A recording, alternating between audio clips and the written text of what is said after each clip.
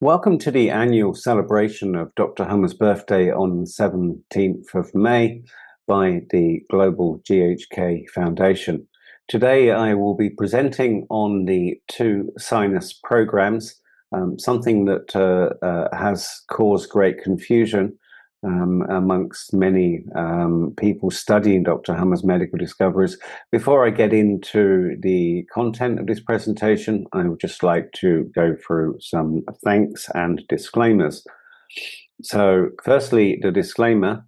This information presented herein is for educational purposes only, that should not be considered a substitute for professional medical advice.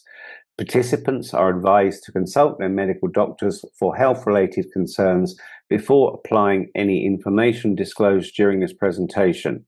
Students are instructed not to use this information presented herein for examination purposes. I'd like to thank Dr. Richard Geert Hummer for his extraordinary medical discoveries. It's his birthday on the 17th of May that we are celebrating with these presentations. I'd also like to thank Dr. Varghese and the Global GHK Foundation for making a significant contribution towards spreading the medical discoveries of Dr. Richard Geert Hummer. Before I get into case studies on the two Sinus programs, I would just like to go through Dr. Hummer's medical discoveries on the sinuses and the different germ layers and programs that run in the sinuses. So this is Bjorn Ebel's book, The Psychic Roots of Disease.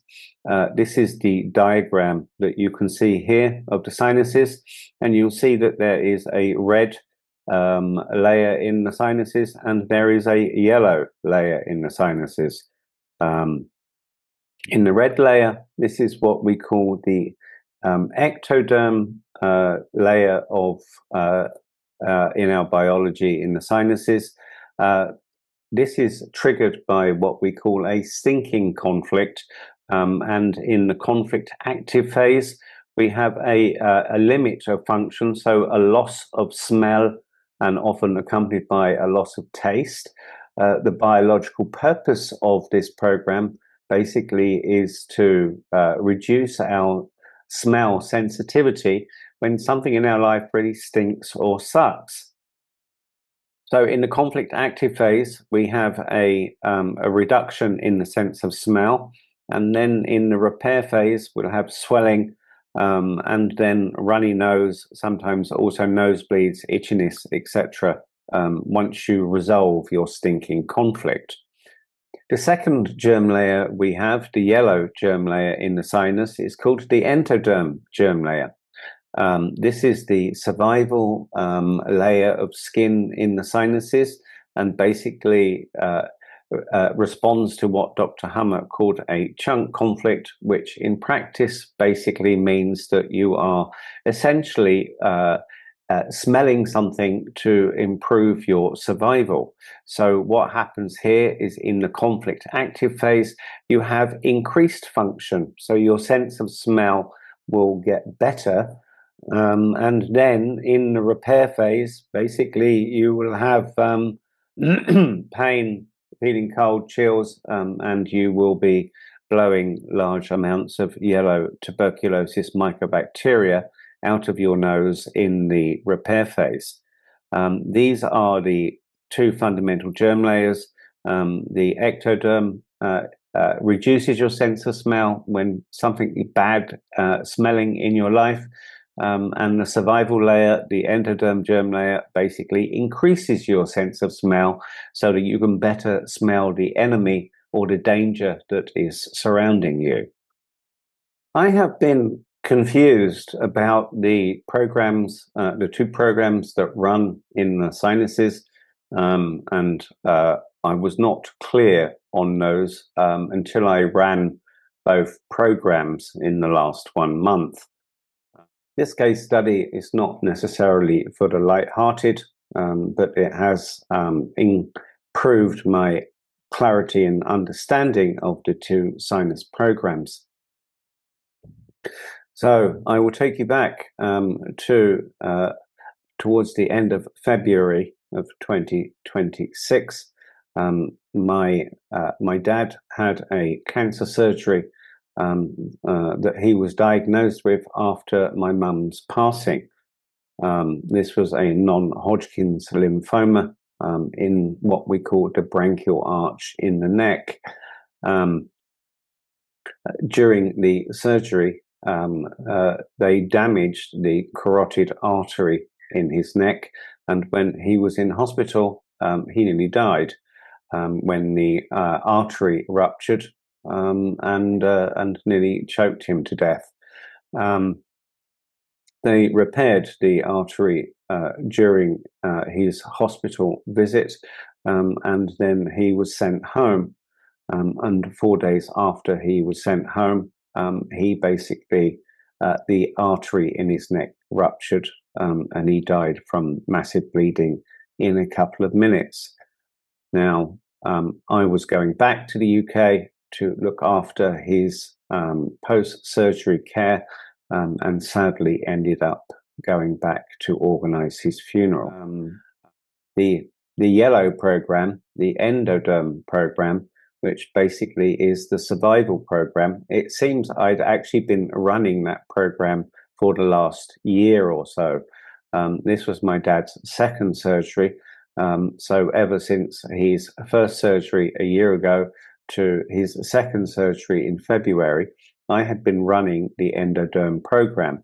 When I received news that that he had sadly passed away, the first thing that happened is that survival program then went into the repair phase, and for about a 3-week period, I was blowing significant quantities of heavy yellow mucus through my right nostril, and I had the taste and the smell of rotting flesh in my nose and sinuses, which was basically the tuberculosis mycobacteria removing the extra capacity that it had added over the past 1 year.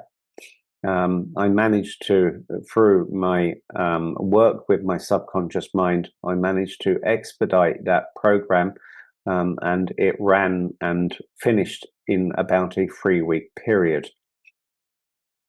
Then the second program started after that program finished, when I went back to the UK because of the horrific nature of my father's passing. There were post-mortems and inquests that had to be undertaken in order to determine what his cause of death was. Unfortunately, in the post-mortem, they attempted to cover up the fact that the carotid artery had ruptured as a direct result of the surgery. And in the post-mortem, they tried to cover that fact up. That process is still ongoing. This became a stinking conflict and is partially still ongoing. This is the conflict where you lose your sense of smell in the conflict active process. So when I went back to the UK for my dad's funeral, this was in the UK. He lived in the Cotswolds in the country, and this is the time of year for muck spreading. So all of my family members were complaining bitterly about the fact that there was a smell of cow manure everywhere in the village where my dad lived in the Cotswolds. But because I was running a stinking conflict, not only of his sudden passing, but the fact that the system has attempted to cover up his cause of death, basically I could not smell anything.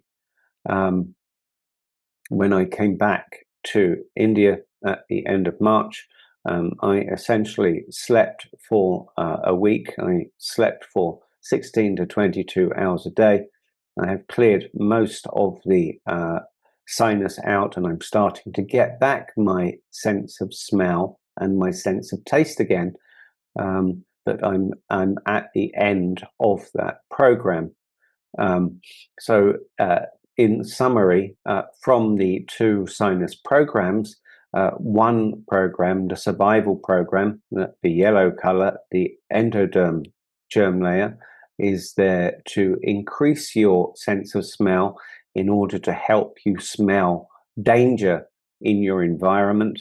And the second ectoderm program in the conflict active phase is there to reduce your sense of smell when something in your life stinks or sucks. So you can either have your sense of smell increased or decreased based on the program that you are running. I got confused on these programs for many years, and basically only now, having gone through both of these programs back to back, I am now clear on the differences in both the symptoms. In the endoderm program, you will have a virulent yellow mucus that you'll be blowing out of your nose with the taste and smell of rotting flesh, because the tuberculosis mycobacteria rots the flesh that was added during the conflict active phase in order to remove that. And in the ectoderm, in the red program, you will have a loss of smell and taste during the conflict active phase, and then a runny nose and sometimes itching in your nose and sinuses, and often a sinus pressure headache when you have resolved that conflict, and you are then in the healing phase of that program. I hope that clarifies the differences between these two programs, and it's useful learning for you.